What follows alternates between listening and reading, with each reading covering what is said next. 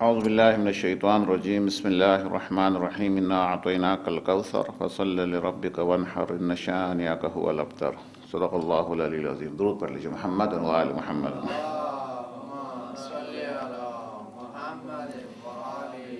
اعوذ باللہ من الشیطان الرجیم بسم اللہ الرحمن الرحیم الحمد للہ رب العالمین خالق السماوات والارضین باعث الانبیاء والمرسلین ثم الصلاة والسلام علی رسولہ الکریم وعلی اہل بیتہ الطیبین الطاہرین المعصومین المظلومین المنتجبین سیما بقیۃ اللہ فی الارضین ولعنۃ الدائمۃ علی اعدائہم اجمعین من اول ظلمہم الی قیام یوم الدین۔ اما بعد فقد قال الحکیم فی کتابہ الکریم بسم اللہ الرحمن الرحیم هل یستوی الذین یعلمون والذین لا یعلمون۔ ایک بلند آواز سے درود پڑھ لیجیے محمد و آل محمد۔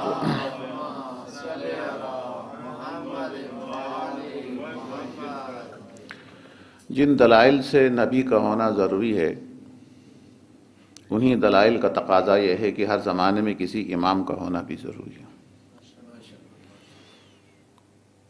اور یہ کائنات جو ہے وہ رسول خدا نے فرمایا حدیث قدسی کے اندر لولاک لما خلقت الافلاک، اے رسول اگر آپ نہ ہوتے تو ہم کائنات کو ہی خلق نہ کرتے۔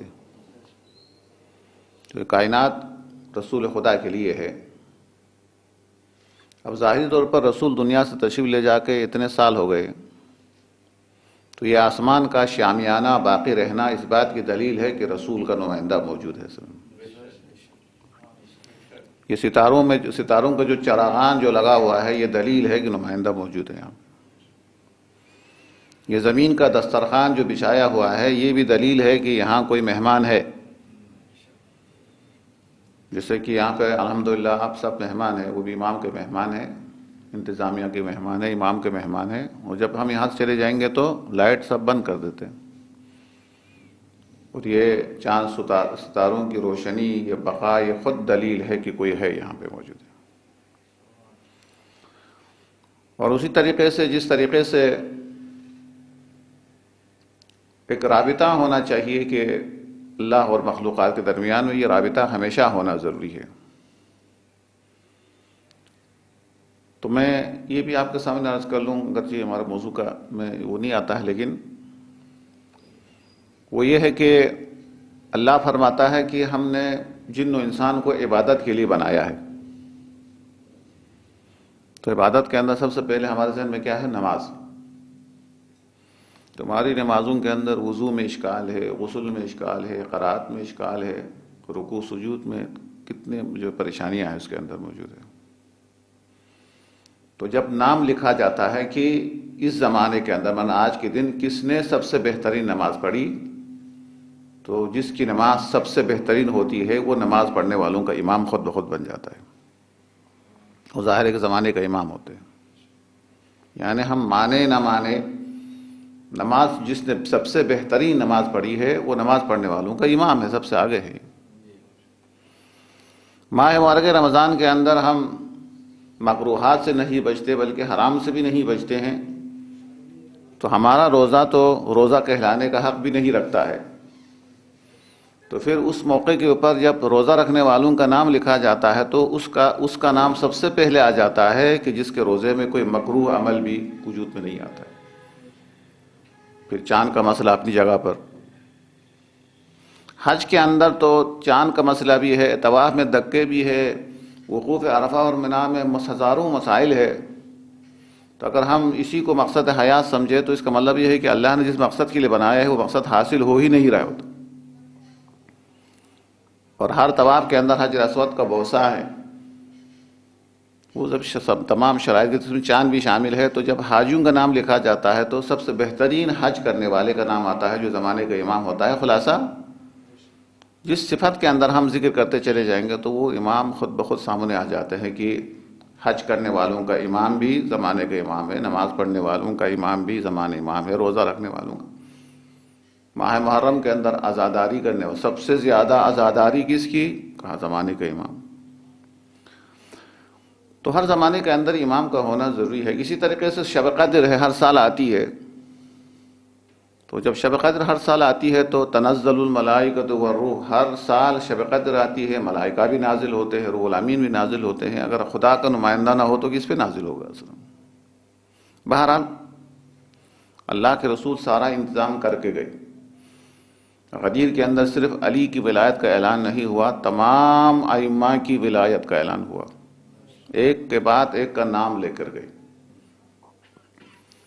پھر سلسلہ امامت کے حوالے سے جب آپ بیان کر رہے تھے تو یہ مشہور و معروف روایت سب کو یاد ہے کہ جناب جابر جو ایک بہت بڑا صحابی ہے، ایک تو یہ ہے کہ حدیث کی ساق کے اندر آپ کہتے ہیں ان جابر ابن عبداللہ الانصاری عن فاطمہ، اس کا مقام ہے۔ جب زیارت 40 کی جب آتی ہے تو پہلا زائر جو امام حسین کا ہے وہ جناب جابر کا نام آتا ہے۔ ایک عظیم شخصیت ہے کہ رسول کے ساتھ بھی رہے، رسول کے صحابی ہے۔ حدیث قصہ سے پتہ چل جاتا ہے ان فاطمہ الزہرا، جابر جناب فاطمہ سے روایت کر رہی، اس کا مطلب کتنا بڑا مقام ہے۔ مولا کائنات کے ساتھ بھی رو رہے، امام حسن کے ساتھ بھی ہے 10 سال، امام حسین کے ساتھ بھی رہے، چوتھے امام کے ساتھ بھی رہے۔ اس کے بعد اللہ کے رسول نے شان فرمایا انت تبقی حتی تری رجلا من ولدی، اے جابر تمہاری لمبی عمر ہوگی، تمہاری عمر طولانی ہوگی، تم لمبے جو ہے عرصے تک زندہ رہو گے، اس وقت تک موت نہیں آئے گی جب تک میرا ایک ایسا بیٹا سے ملاقات نہ ہو اسمہ اسمی، اس کا نام میرے نام پہ ہوگا۔ اب ظاہر ہے کہ مولا کائنات کا نام رسول کے نام پہ نہیں ہے، امام حسن کا نہیں، امام حسین کا نہیں ہے، چوتھے امام کا بھی نہیں ہے، یہ 5ویں امام کی طرف اشارہ۔ اسمہ اسمی، وہ میرا ہم نام ہوگا، اس کا نام میرے نام پہ ہوگا۔ اور یہ بھی فرمایا کہ اشبہ الناس الیہ، وہ اپنے زمانے کے اندر رسول کے سب سے زیادہ شبیہ ہوں گے، وہ چہرے کے لحاظ سے، گفتار کے لحاظ سے، کردار کے لحاظ سے وہ بالکل رسول جیسا ہوگا۔ وہ کس سے فرماتے ہیں؟ جو رسول کی صحبت میں رہ چکے ہیں۔ جیسے علی اکبر کے بارے میں کہتے ہیں کہ اشبہ الناس برسول اللہ، لیکن یہاں امام باقر کے بارے میں خود رسول نے فرمایا اشبہ الناس الیہ، وہ اپنے زمانے کے اندر سب سے زیادہ مجھ سے شباہت رکھنے والے ہوں گے، میرا شبیہ ہوگا وہ۔ یہ خدا تبارک و تعالیٰ کا احسان ہے، اس کی رحمتیں وسیع ہیں کہ اللہ تبارک و تعالیٰ جب رحمت رسول خدا کو جب اٹھاتا ہے تو اس کی جگہ پر کسی کو رکھتا ہے، وہ کریم ہے۔ تو فرمایا اشبہ الناس الیہ، وہ شباہت کے لحاظ سے بالکل مجھ جیسا ہوگا۔ اس کے بعد امام اسلام فرمایا یبقر العلم بقرا، وہ جو میرا بیٹا ہے وہ علم کو شگاف کرنے والا ہوگا، یعنی ابھی پیدا نہیں ہوئے ہیں، لقب دے کے جا رہے ہیں۔ شکل و صورت کے لحاظ سے میرا شبیہ ہوگا، صفت کے لحاظ سے یبقر العلم بقرا، وہ علم کو شگاف کرنے والا ہوگا، علم کو جو ہے بالکل واضح کرنے والا ہے، علم کو وسعت دینے والا ہوگا۔ وَإِذَا رَأَيْتَهُ فَلَا يَبْخَلْ عَلَيْكَ، جب اس سے ملاقات ہو جائے تو پھر سستی نہ کرنا۔ پھر پیغمبر نے فرمایا فَقْرَأْ مِنِّي السَّلَامَ، جب اس سے ملاقات ہو جائے تو اسے میرا سلام پہنچا دینا۔ یہ امام علیہ السلام کی ولادت سے پہلے کا واقعہ ہے۔ پھر جناب جابر ظاہر ہے اس کی عمر زیادہ ہوئی، 7 معصومین کی صحبت، 6 معصومین کی صحبت، پھر 7ویں معصوم کے انتظار میں ہے۔ جب بہت بوڑھے ہو گئے تو روایت کا جملہ یہ ہے کہ این الباقر، باقر کہاں ہے کہہ کر وہ آوازیں دینا شروع کرتے تھے، یعنی رسول کے اوپر ایمان رکھنے والے، رسول کی تصدیق کرنے والے ایسے ہی ہوتے ہیں، جب رسول نے کہہ دیا ہے تو پھر ختم، بات ختم۔ جیسے شب ہجرت مولا کائنات کو بستر پہ سلایا، پھر فرمایا کہ صبح میری امانتوں کو لوٹا دو گے، تو پھر بات ہی ختم ہو گئی۔ جب رسول کہہ رہے کہ امانتوں کو لوٹا دو گے تو اس کا مطلب یہ ہے کہ مجھے کچھ ہونے والا نہیں ہے، پھر سوال ہی نہیں کیا۔ تو اسی طریقے سے جناب جابر نے جو ہے وہ امام کا انتظار کیا، اور جب کہ بہت زیادہ بوڑھے ہو گئے، ضعیف ہو گئے، تو گلیوں میں آواز دیتے تھے کہ کہاں ہے باقر، کہاں ہے باقر۔ تو ابھی ہمارا شاید درس اسی پہ جا کے ہی ختم ہوگا کہ امام علیہ السلام اور رسول خدا نے فرمایا کہ بشارت دی، وہ علم کو شگاف کرنے والا ہوگا، علم کو واضح کرنے والا ہوگا، علم کو وسعت دینے والا ہوگا۔ ذہبی کا قول ہے، وہ کہتے ہیں کہ علم بھی، عمل بھی، سیاست بھی، شرافت بھی، اور اسی طریقے سے تمام صفات کو میں نے امام باقر کے اندر یکجا پایا، اور وہی حقدار تھا کہ وہ خلیفہ بنے۔ یہ ذہبی جو ہے امام کے بارے میں یہ۔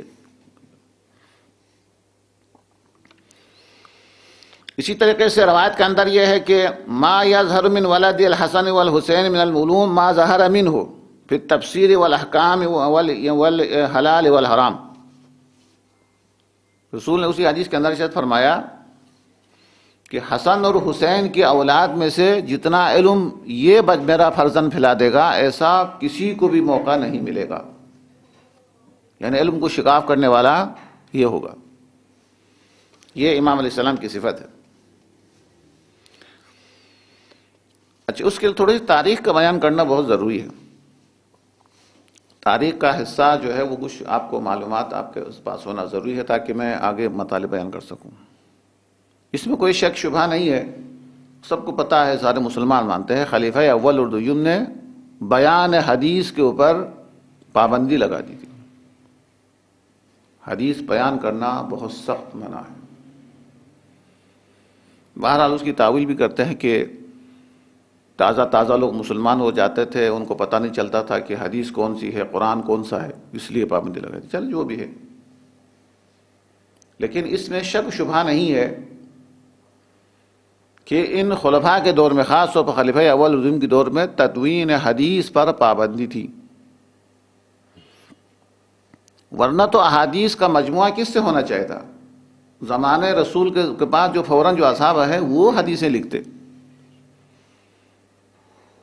بخاری کی جگہ پر وہ کتابیں ہوتی جو رسول کی صحبت میں رہنے والوں نے لکھی۔ اچھا، ایک تو اہل سنت بھی اس چیز کو نوٹ کرتے ہیں،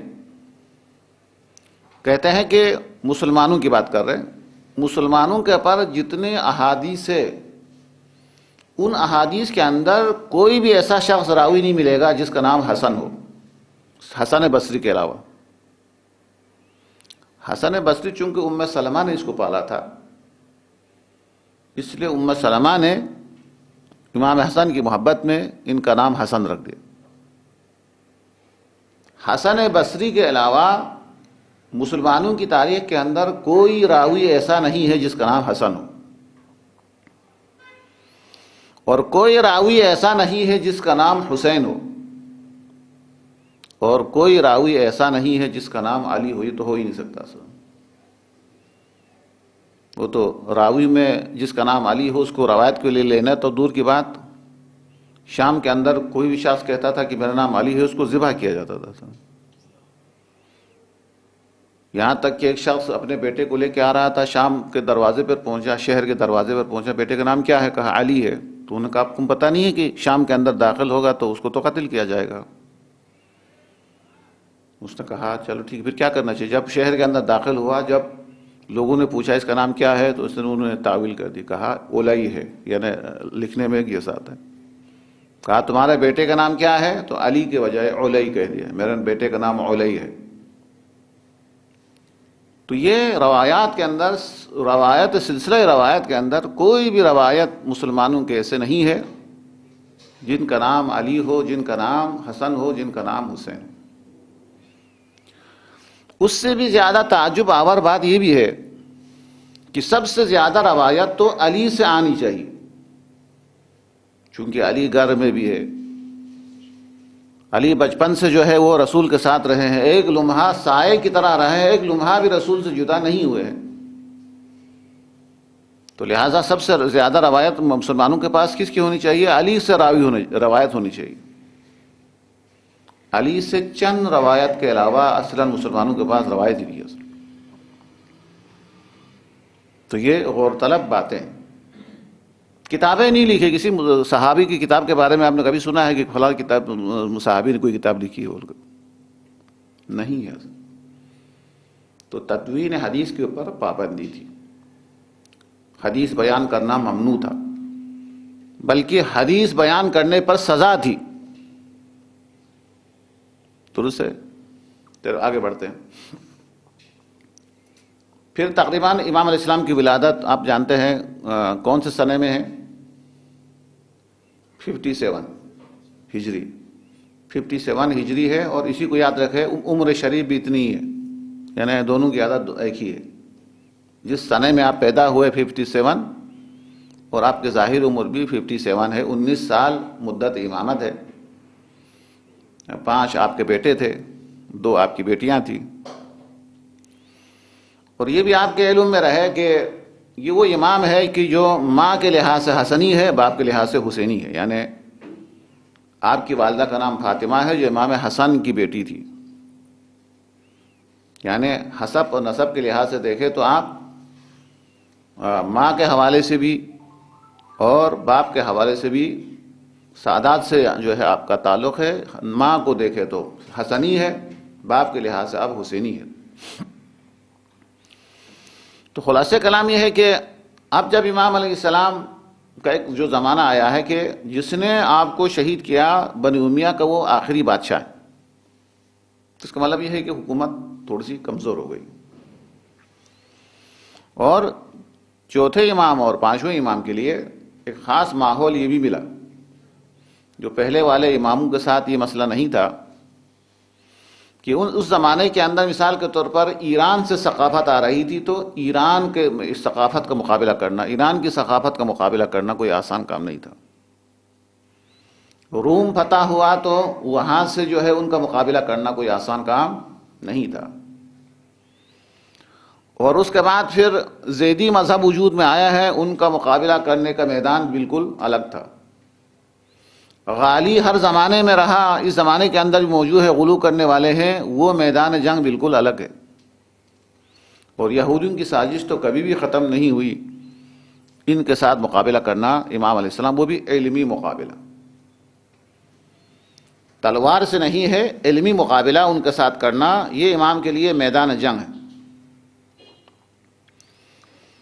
تو امام علیہ السلام جو ہے وہ، یہ میں خود امام علیہ السلام کی چند حدیثیں آپ کے سامنے نقل کر رہا ہوں کہ ایسے ماحول کے اندر جہاں ثقافت ایران سے آ رہی ہے، روم سے آ رہی ہے، دوسرے مختلف مقامات سے ہے، اور اندر سے جو زیدی مذہب وجود میں آیا ہے، غالی مذہب وجود کے اندر آیا ہے، یہودیوں کی جو سازش ہے، اس علمی میدان کے اندر جس نے دعویٰ کیا ہے، جیسے اپنے فرمایا، ارشاد فرماتے تھے شرقا وغربا فلا تجدہ علما صحیحا الا شیئا من عندنا.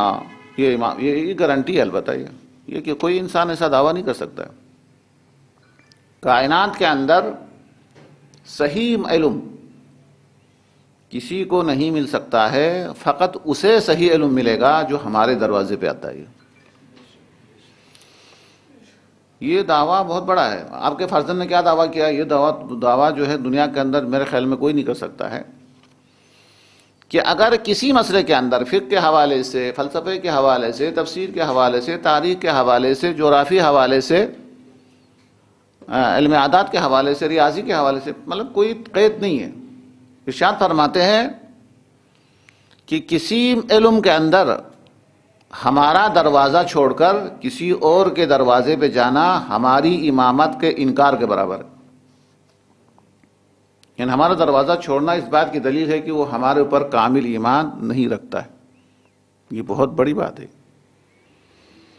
اور امام باقر علیہ السلام یہی فرماتے ہیں کہ تم مشرق میں جاؤ یا مغرب میں جاؤ، فلا تجد، تمہیں نہیں ملے گا علما صحیحا، صحیح علم،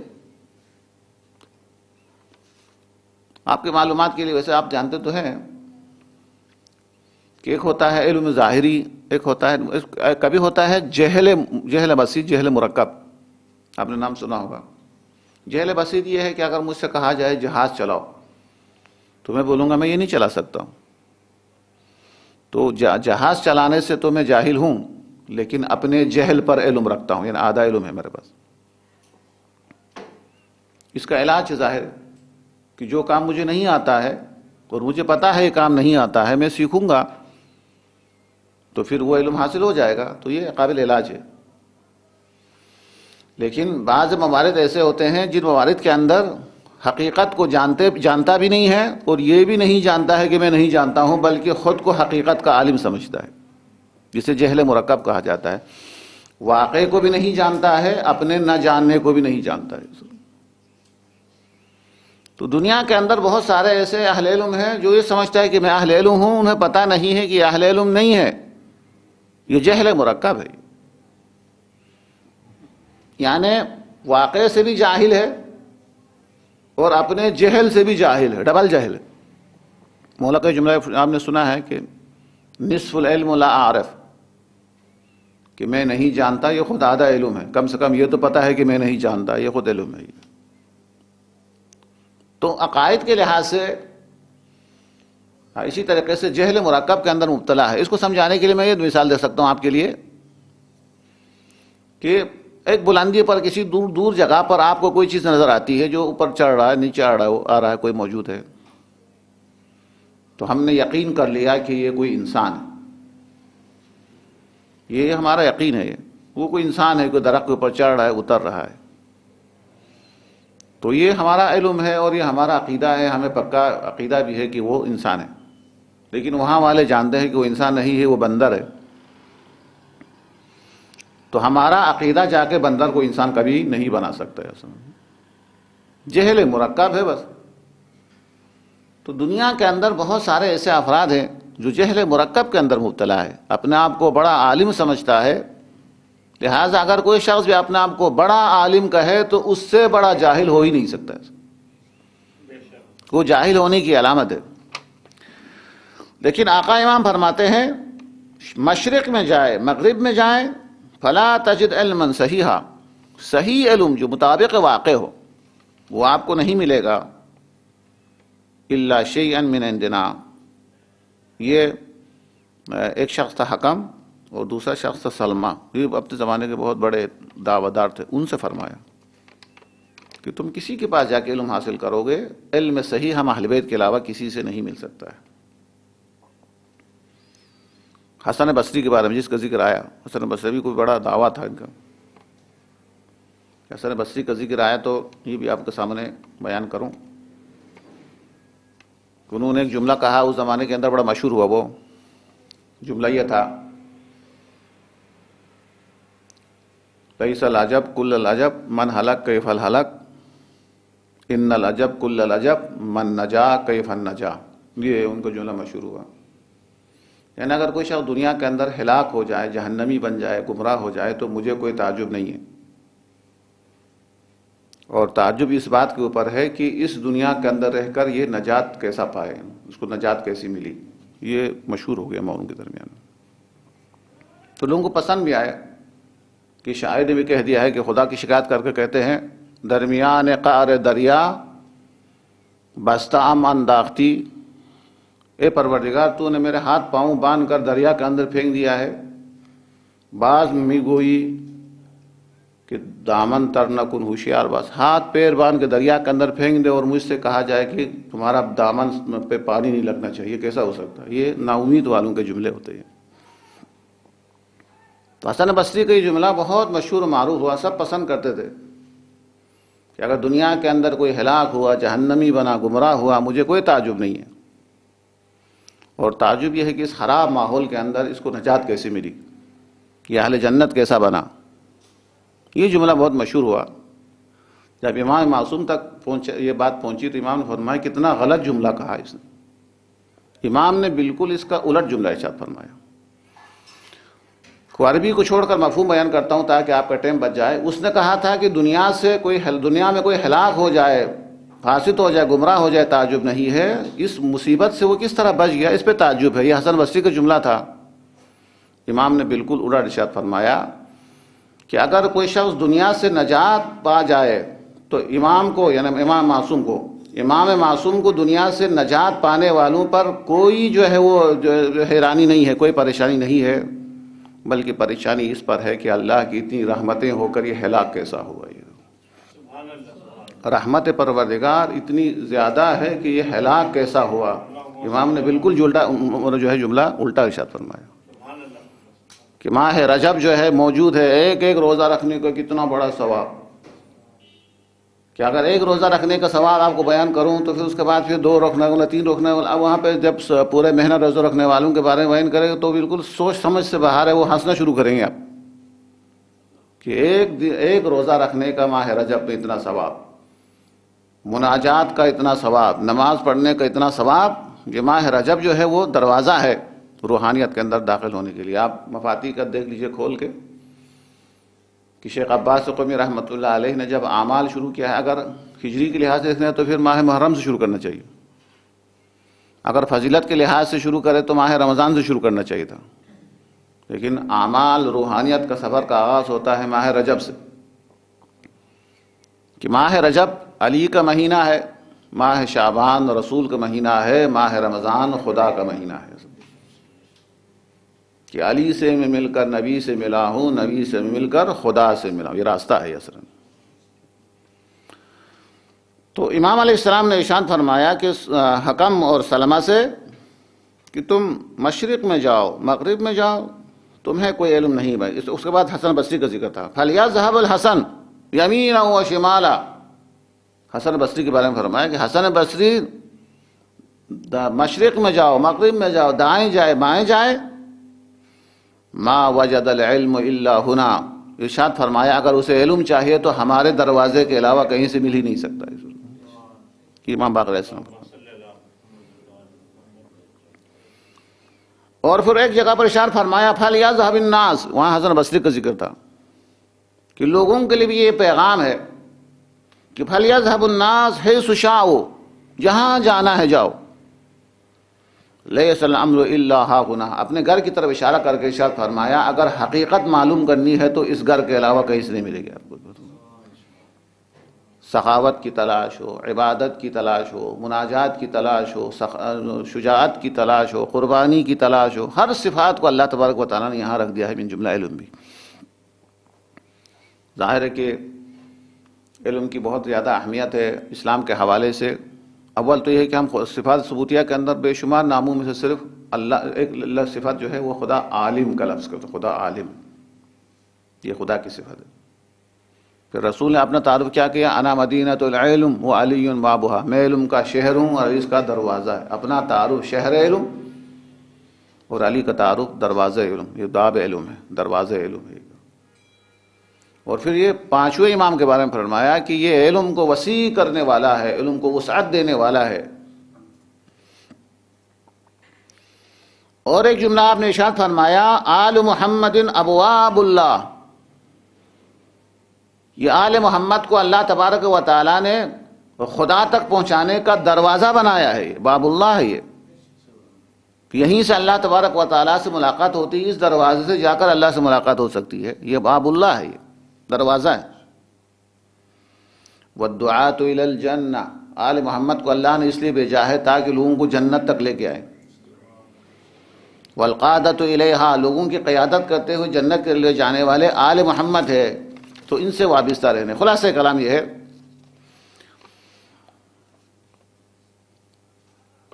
اور ایک جگہ پر ارشاد فرمایا کہ یہ خلیفہ کے سامنے یہ ارشاد فرمایا الحمدللہ الذی بعث محمد بالحق نبیا. تمام تعریفوں سے اللہ کے لیے ہے جس نے محمد کو نبی بنا کے بھیجا. واکرمنا بہ. ہمیں رسول کے ذریعے عزت دی. اس کے بعد فنحن صفوت اللہ. اللہ تبارک و تعالیٰ کے برگزیدہ بندے ہمیں. علی خلقہ. مخلوقات کے اوپر جو برگزیدہ ہیں سب سے زیادہ افضل مرتبہ ہمارا ہے. وخیرتہ علی عبادہ. بندوں میں سے سب سے زیادہ منتخب بندے ہم ہیں. وخلفاؤہ، زمین کے اوپر اللہ کے نمائندے ہمیں. اللہ تبارک و تعالیٰ نے ہمیں زمین کے اوپر نمائندہ بنا دیا ہے. کہ پہلے بھی کہا تھا، ابھی دوبارہ بتاتا ہوں کہ اللہ تبارک و تعالیٰ کا ایک نمائندہ ہے جس کا کام ہے موت بانٹنا، جس کو ملک الموت کہتے ہیں. موت خدا دیتا ہے، لیکن موت تقسیم کرنے کے لیے خدا کا ایک نمائندہ ہے جس کو ہم ملک الموت کہتے ہیں، اسرائیل کہتے ہیں. تو موت خدا دیتا ہے، لیکن بانٹنے کے لیے کوئی تو ہے جو خدا کا نمائندہ ہے کہ اس کا کام ہے موت تقسیم کرنا. بالکل اسی طریقے سے حیات خدا دیتا ہے، حیات تقسیم کرنے کے لیے کچھ لوگوں کو بھیجا ہے. اور جن کو حیات تقسیم کرنے کے لیے زمین کے اوپر بھیجا ہے انہیں آل محمد کہا جاتا ہے. ان کا کام کیا ہے؟ حیات تقسیم کرنا ہے. کہ جہالت موت ہے، یہ علم سے حیات دیتا. ان کا کام ہے جہالت کی موت سے نکال کے علم کے ذریعے زندہ کرنا. گمراہی جو ہے وہ موت ہے، ان کا کام ہے ہدایت دینا ہے. تو یہ حیات تقسیم کرنے والے ہیں. لیکن اس کریم رب کا احسان ہے کہ موت بانٹنے والے کو پردے غیب کے اندر رکھ دیا ہے، حیات تقسیم کرنے والے کو سامنے رکھا ہے. اب اسی حوالے سے دیکھنا ہے کہ جب کہنے والے نے کہہ دیا کہ مولا اس جنگ کے اندر آپ کے ہاتھ سے جتنے قتل ہوئے ہیں میرے ہاتھ سے دونوں برابر ہے، نے تھوڑا سا کہا تو نے جو بھی سامنے آیا ہے اس کو قتل کیا ہے. علی نے قیامت تک دیکھا کہ کوئی بھی اہل ایمان، چونکہ اہل ایمان زندہ ہے اور قیامت تک اگر اس کی نسل میں کوئی اہل ایمان ہے تو میں نے اسے چھوڑا ہے، اس کی گردن نہیں اڑائی، اس لیے کہ میں حیات دینے کے لیے آیا ہوں، موت دینے کے لیے نہیں آیا ہوں. علی کا کام جو ہے وہ گردن اڑا دینا نہیں ہے، علی کا کام تو علم دینا ہے، حیات دینا ہے. علی کا کمال کیا ہے؟ وہ لوگوں کو ہدایت دینا ہے، لوگوں کو علم دینا. اور کیا علم ہے مولا کائنات کے حوالے سے.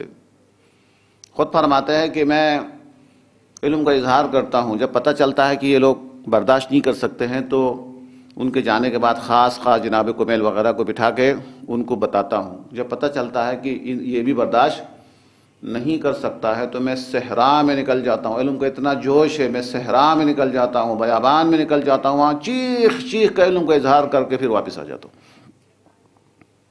اتنا علم ہے، اللہ تبارک و تعالیٰ نے ان کو علم سے نوازا ہے. اتنا علم، اتنے معلومات ان کے پاس موجود ہے. اور اس تقسیم بندی پر بھی خود فرماتے مولا کا شعر، رضیت القسمۃ الجبار فینا لنا العلم وللاعداء مال. خدا کی اس تقسیم بندی پر علی کو بہت خوشی ہے کہ اللہ نے ہمارے دشمنوں کو مال دیا ہے اور ہم اہل بیت کو علم سے نوازا ہے. فإن المال يفنى عن قریب وإن العلم باق لا يزال. مال جتنا بھی ہو ایک نہ ایک دن ختم ہو جائے گا، علم کبھی ختم ہونے والا نہیں ہے، ہمیشہ باقی رہنے والا ہے. جو صاحبان علم ہے وہ اپنے علم کے ذریعے ہمیشہ زندہ رہتا ہے، وہ ہر زمانے کے اندر وہ زندہ رہتا ہے. تو خلاصہ کلام یہ ہوا کہ امام علیہ السلام کے کاموں میں سے ایک کام یہ ہے علم کو پھیلانا. اور وہ بات تو ادھوری رہ گئی کہ تدوین حدیث کے اوپر پابندی تھی، اور جب امام کا زمانہ آیا تو تدوین حدیث کا آغاز ہوا. تو امام علیہ السلام نے فقہ اہل بیت کو حلال و حرام کے حوالے سے اس طریقے سے واضح کیا. الحمدللہ اگر آج فقہ جعفری کے نام پہ جو مشہور و معروف ہے کہ وہ زیادہ بنیاد تو ظاہر ہے کہ امام زین العابدین نے دعا کے ذریعے اور امام باقر علیہ السلام نے اس کی بنیاد رکھی ہے. اس کے بعد جو ہے وہ امام صادق علیہ السلام کے زمانے میں نقطہ عروج تک پہنچا ہے، لیکن بنیاد رکھنے والے، اس علم کو آگے بڑھانے والے باقی علوم جو ہے وہ ہمارے پانچویں امام علیہ السلام. تو تدوین حدیث کے اندر آپ کو تعجب ہوگا کہ حدیثوں پر پابندی لگانے کا کیا نقصان ہوا. ابن عباس کہتا ہے کہ جب بصرہ وغیرہ فتح ہوا اور میں وہاں جا کے رمضان کے آخری عشرے کے اندر آ کے لوگوں سے کہا کہ عید کے دن فطرہ دینا واجب ہے، تو لوگ پوچھنے لگے فطرہ کیا ہے. ظاہر ہے کہ سب کے سب قرآن سے سب کو سب ثابت نہیں کرتے، فطرہ وغیرہ زکوٰۃ کا ذکر ہے، لیکن فطرہ کے بارے میں الگ سے کوئی آیت تو ہے نہیں ہے. فرق یہ ہے کہ جو زکوٰۃ عام جو زکوٰۃ ہے وہ مالی زکوٰۃ ہے، اور وہ جو ماہ رمضان کو جو آپ دیتے ہیں وہ زکوٰۃ بدنی ہے، بدن کے اوپر زکوٰۃ ہے. تو کہتا ہے کہ حدیث سے دور ہونے کی وجہ سے، احادیث رسول سے دوری کا نتیجہ یہ ہوا تھا کہ اہل بصرہ سوال کرنے لگے کہ فطرہ کیا چیز ہے، مثلا فطرہ کسے کہا جاتا ہے. اس حد تک یہ لوگ جو ہے وہ دور ہو چکے تھے. اس کے بعد جب روایات بنانے کا جب سلسلہ شروع ہوا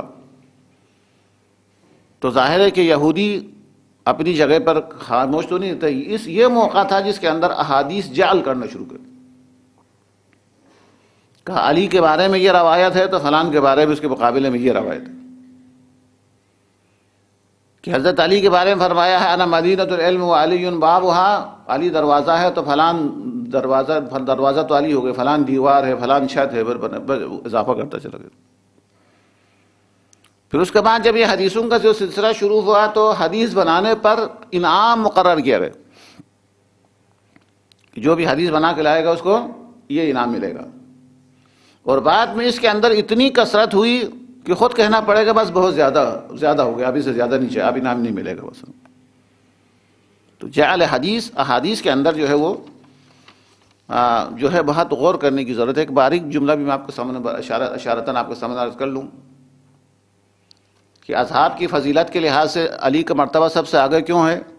واضح ہے کہ اصحاب کے مجمع کے اندر اللہ کے رسول نے فرمایا من کنت مولا فہذا علی مولا. یہ ہمارے بارے میں نہیں فرمایا، اصحاب سے کہا تمہارا مولا علی ہے، مقابلہ ہی نہیں.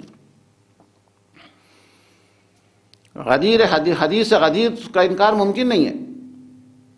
حدیث غدیر کے اندر اللہ کے رسول بلند کر کے کہہ رہے ہیں کہ اصحاب سے کہہ رہے ہیں کہ من کنت مولا فہذا علی مولا، جس کا میں مولا ہوں اس کا علی مولا ہے.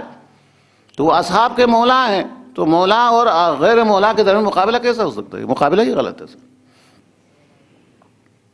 تو پھر سب سے زیادہ مرتبہ رسول کے سب سے بلند مرتبہ خدا کا ہے، خدا کے بعد رسول کا ہے. اور رسول نے فرمایا من کنت مولا فہذا علی مولا، جس کا میں مولا ہوں اس کا علی مولا ہے. تو یہ اصحاب کا مولا ہے، وہ اصحاب رسول کا مولا ہے. تو یہاں پہ کیسے گنجائش نکل آتی ہے کہ آپ علی سے کسی اور کو فضیلت دیتے؟ نہیں، اس کے بعد فلان کا ہے، پھر جا کے علی کا ہے. موقع ہی نہیں ہے، مقابلہ ہی نہیں ہے علی کے ساتھ. تو سب سے زیادہ مقام اللہ کا، دوسرا مقام رسول کا، تیسرا مقام علی کا، چونکہ وہ مولا ہے، وہ اصحاب کا بھی مولا ہے. پھر چوتھا مرحلہ ان کا ہے جو رسول کی حیات میں انہوں نے جان دے دی. جناب جعفر طیار خطبہ دے رہے تھے، رسول نے فرمایا کہ جعفر شہید ہوا اور میں دیکھ رہا ہوں وہ پروں کے ساتھ، فرشتوں کے ساتھ جنت میں پرواز کر. ان کا مقام ہے، جعفر طیار کا مقام. جناب امیر حمزہ کے جس رسول کے زمانے میں سید الشہداء کا لقب ہوا، کہ اللہ کے رسول نے فرمایا کہ سب پر گریہ ہو رہا ہے، میرے چچا پر کوئی گریہ کرنے والا نہیں ہے. تو مدینے کے اندر سب سے پہلے حضرت حمزہ پر ماتم ہوتا تھا، اس کے بعد اپنے عزیز پر رویا جاتا تھا. تو اگر علی کے بعد بھی اگر مرتبہ ہے تو ان اصحاب کا مرتبہ سب سے زیادہ بلند ہے جو رسول کی حیات میں اپنی جانیں قربان کر دی. پھر اس کے بعد کچھ مسائل ہے، وہ اشارتاً مسائل ہے، وہ مذہبی سے زیادہ سیاسی ہے، وہ حکومتی معاملات ہیں. اور حکومتی معاملات کے اندر آپ خود اسی ملک کے اندر ہم سب رہتے ہیں، ہمیں پتہ ہے، ہمیں اندازہ ہے کہ کیا ہوتا ہے، حقیقت کیا ہے. ویسے تو دنیا کے بارے میں دنیا کے ہر چیز کے بارے میں کہتے ہیں کہ شاید کہ جملہ ہے کواکب کچھ نظر آتے ہیں، کچھ ستارے کچھ اور ہیں، ہمیں کچھ نظر آتے ہیں. اور یہاں سیاسی معاملات کے اندر کس طریقے سے خلط ملط وہ ہر زمانے کے اندر رہا ہے. اس زمانے کے دور کے اندر جب انٹرنیٹ ہے، موبائل ہے، کیمرے ہیں، سب کچھ ہے، یہ سب کچھ ہے، تو پھر وہاں تو بہت کچھ ہے. اور اس زمانے کے اندر، جس طرح کے زمانے کے اندر جو ہے وہ مثال کے طور پر ہاتھ سے لکھا جاتا تھا، اور وہ بھی اس قسم کے کاغذات پر نہیں ہے، پتہ نہیں کس چیز پر، کھال پر، پتہ نہیں کیا پتوں پر لکھا جاتا تھا. اور ہوتا یہ تھا، جسے میں ایک مثال کے طور پر بیان کروں، زمانے کے امام کے بارے میں فرمایا اسمہ اسمی و اسم ابیہ اسم ابنی. رسول نے فرمایا کہ جو آخری امام ہوگا اسمہ اسمی، اس کا نام بھی میرے نام پہ ہوگا. یہ تو تمام مسلمانوں کے در موجود ہے. لیکن ہمارے یہاں پہ جو حدیث ہے وہ اسم ابیہ اسم ابنی، ابنی الف با نون یا ابنی، ان کے والد کا نام میرے بیٹے کا نام ہوگا، یعنی حسن ہوگا، یہ ہمارے یہاں پہ ہے۔ تو اب اس زمانے کی تحریر کے لحاظ سے آپ دیکھیں ابنی کا آخر کے نون کو ہٹا دے، یعنی کسی وجہ سے وہ نقطہ مٹ جائے یا پڑھنے میں نہ آ جائے، مٹ جائے، تو پھر کیا بنتا ہے؟ اسم ہو اسمی، وہ اسم ابی ہی اسم ابی، وہ نون ہٹ جانے کے بعد ابی ہوتا ہے، یعنی ان کا نام میرا نام پہ ہوگا، ان کے والد کا نام میرے والد کے نام پہ ہوگا، جناب عبداللہ ہوگا۔ تو اہل سنت کو آپ دیکھیں گے کہ وہ یہی کہتے ہیں کہ ان کے والد کا نام عبداللہ ہوگا، زمانے کے امام جو آخر تشریف لائیں گے ان کا نام عبداللہ ہوگا۔ لیکن یہ بیٹا حسن، یعنی بیٹے کے نام پہ ہوگا یا حسن ہوگا یا والد کے نام پر ہوگا، اس کے لیے راوی کا غلط ہونا ضروری نہیں ہے، وہ روایت سلسلہ ایک ہی ہو، لیکن ابنی کا نون کا نقطہ ہٹ جائے تو بھی حدیث جو ہے وہ کہاں سے کہاں پہنچ جاتی ہے۔ تو فہم حدیث کے لیے ماحول کا جاننا ضروری ہے۔ 100 سال کے بعد امام باقر علیہ السلام کے زمانے کے بعد نقل حدیث کا آغاز ہوا ہے، حدیث نقل ہونا شروع ہوئی ہے۔ تو اس امام علیہ السلام کا احسان یہ ہے کہ اس امام علیہ السلام نے اہل بیت کی جو حدیث ہے، اہل بیت کی جو فقہ ہے، تو ابھی بھی آپ کسی آدمی سے پوچھیں کہ جناب ابو حنیفہ، جناب امام مالک، جناب امام شافعی، جناب امام حنبل، ان سب کی فقہ ہے کہاں ہے؟ اگر آپ کے سامنے آ جائے کہ اہل بیت کی کوئی فقہ ہے تو آپ کس کو مقدم کریں گے؟ تو یقیناً وہ کہے گا اگر واقعاً اہل بیت کی فقہ موجود ہے تو وہ سب سے زیادہ مقدم ہے، کہ گھر کے اندر کیا ہو رہا تھا، ادری ما فی البیت، وہ سب سے زیادہ پتہ ہے، اس کو زیادہ معلوم ہے۔ اور اللہ کے رسول بھی یہ فرما کے گئے کہ انی تارک فیکم الثقلین کتاب اللہ و عترتی، میں تمہارے درمیان 2 چیزیں چھوڑ کے جا رہا ہوں، ایک اللہ کی کتاب ہے اور ایک میری عطرت ہے، کہ جس اکثر السنت بھی یہ بیان کرتے ہیں۔ یہ نہیں فرمایا کہ میں اصحاب کو چھوڑ کے جاتا ہوں، چونکہ اصحاب تو ختم ہونے والے تھے۔ رسول کی دنیا سے تشریف لے جانے کے بعد 50 سال 100 سال کے بعد اصحاب کا سلسلہ ختم ہو جائے گا، پھر قرآن تنہا رہ جائے گا۔ تو اللہ کے رسول نے فرمایا کہ میں قرآن کے ساتھ اصحاب کو چھوڑ کے نہیں جا رہا ہوں، قرآن کے ساتھ اہل بیت کو چھوڑ کے جا رہا ہوں، جو کبھی ختم ہونے والے نہیں، وہ ہمیشہ قرآن کے ساتھ باقی رہے گا۔ اور آج بھی قرآن کے ساتھ محافظ قرآن موجود ہے، شارح قرآن موجود ہے، مفسر قرآن موجود ہے۔ ہر زمانے کے اندر رفع شبہات کے لیے کسی امام کا ہونا ضروری ہے، کہ ہر زمانے کے اندر مشکلات جب پیش آئی ہے تو انہی امام کی طرف رجوع کیا ہے۔ اگر آپ کو یاد ہے، اس سے پہلے ایک مجلس کے اندر میں نے امام کا واقعہ سنا دیا تھا، یہ مسائل کھڑے ہو جاتے ہیں، کہا وہ انکار خدا کرنے والے نے کیا کر دیا، یہ نا کوئی خدا نہیں ہے، ان کا یہ عقیدہ ہے کہ سب کچھ خود بنتا ہے، خود ختم ہوتا ہے، عقیدہ تھا۔ اپنے عقیدے کو مضبوط کرنے کے لیے اس نے کیا کیا کہ بوتل کے اندر کچھ جو ہے روٹی ووٹی یا چیزیں رکھ دی، تو وہ ظاہر چند دن کے بعد وہ کیڑے مکوڑے بن گئے۔ ہر آدمی سے کہتا تھا کہ اس کیڑوں کا خالق میں ہوں، میں نے بنایا ہے، یعنی وہ مقصد یہ تھا کہ خدا نہیں ہے، کچھ نہیں ہے، یہ خود بنتا ہے۔ تو اس کو دوسرے مطلب میں وہ پیش کر رہا تھا، کہ وہ کہہ رہا تھا کہ دیکھو یہ کیڑے جو ہے میں نے بنایا، کچھ بھی نہیں تھا کہ میں نے بنایا۔ پھر ظاہر ہے کہ لوگوں کو گمراہ کیا جا رہا تھا۔ تو امام وقت کے پاس پہنچا تو امام علیہ السلام نے فرمایا کہ تم خالق، اس کو بنانے والا تم ہے؟ کہا ہاں میں ہوں، میں نے بنایا۔ تو آپ نے فرمایا کہ بتاؤ اس کے اندر کتنے کیڑے ہیں، تعداد کیا ہے؟ تو ہکا پکا رہ گیا، وہ نہیں بتا سکا۔ تو امام نے فرمایا کہ تم کیسا خالق ہے جو اپنی مخلوق کی تعداد کو بھی نہیں جانتا۔ پھر امام نے دوسرا سوال کیا، اگر تم اس کا خالق ہے تو یہ بتا دو کہ اس کے اندر نر کتنے ہیں اور مادے کتنے ہیں، مذکر کتنے ہیں، مؤنث کتنی ہیں؟ تو کہا فرزند رسول ہے، تو اس سے بھی زیادہ مشکل سوال ہے کہ کیڑے کے بارے میں نر و مادہ کا مجھے کیا پتا، تو کیسا خالق ہے، تو نے مخلوق کے نر و مادہ کا بھی خیال نہیں رکھا ہے۔ پھر امام علیہ السلام نے تیسرا سوال کیا، میں اور ایک سوال کرتا ہوں کہ اگر تم خالق ہے تو جو کیڑے مشرق کی طرف جا رہے ہیں ان کو حکم دے دو مغرب کی طرف موڑے، اور جو مغرب کی طرف جا رہے ہیں ان کو حکم دے دو مشرق، کیونکہ تم خالق ہے، تمہارا حکم چلنا چاہیے۔ تو کہا فرزند رسول یہ کیڑے میرا حکم کہاں مانے گا؟ تو امام نے فرمایا کہ دیکھو ہم خالق نہیں ہیں، ہم خالق کے نمائندے ہیں، میں بتاتا ہوں کہ اس کے اندر کتنے کیڑے ہیں، میں تمہیں بتا سکتا ہوں اس کے اندر مادہ کی تعداد کیا ہے، نر کی تعداد کیا ہے، اور میں تمہارے سامنے ثابت کرتا ہوں کہ جو کیڑے میں حکم دوں گا جو مشرق کی طرف جا رہا ہے وہ حکم دوں گا مغرب کی طرف موڑے گا، جو مغرب کی طرف جا رہا ہے مشرق کی طرف، اسے کر کے دکھائے۔ وہ 11ویں امام کا قصہ کہ اگر آل رسول ہے تو پھر یہ درندے کچھ نہیں کریں گے، امام کو چھوڑ دیا، کچھ نہیں کیا۔ اور اسی طریقے سے مختلف مسائل ہر زمانے کے اندر امام باقر علیہ السلام کے واقعات بہت زیادہ ہے. ان میں سے ایک جو ہے وہ آخری جملہ میں آپ کی زحمت تمام کرتا ہوں. روم کا سکہ چلتا تھا، اچانک اسلام کو کمزور کرنے کے لیے کچھ ایسا حکم آیا تو اس وقت بھی حاکم وقت جو ہے مجبور ہو کے امام کی طرف رجوع کیا. تو امام علیہ السلام نے مشورہ دیا کہ مسئلہ کھڑا ہونے سے پہلے اسلامی سکہ رائج کرو، اور اس نے امام علیہ السلام نے اس کا جو ہے وہ نقشہ بھی بتا دیا کہ سکے کے ایک طرف لا الہ الا اللہ لکھو، دوسری طرف محمد رسول اللہ لکھو، کہ یہ کرنسی کینسل ہونے سے وہ جو ہے کینسل ہونے سے پہلے تم خود اس کو کینسل کر کے اپنے ملک کو بچا دو. یہ امام علیہ السلام کے سکے کا جو اسلامی رائج ہے وہ امام باقر علیہ السلام کے حوالے سے. اور ابھی بھی جو ہے وہ خاص طور بینکنگ کے نظام کے اندر بھی جو بھی کام کرتے ہیں اہل سنت کے بھی جتنے بڑے علماء ہیں وہ یہ کہتے ہیں کہ اگر امام باقر امام صادق کو نکالیں گے تو ہم کوئی مسئلہ حل کر ہی نہیں سکتے اصلا.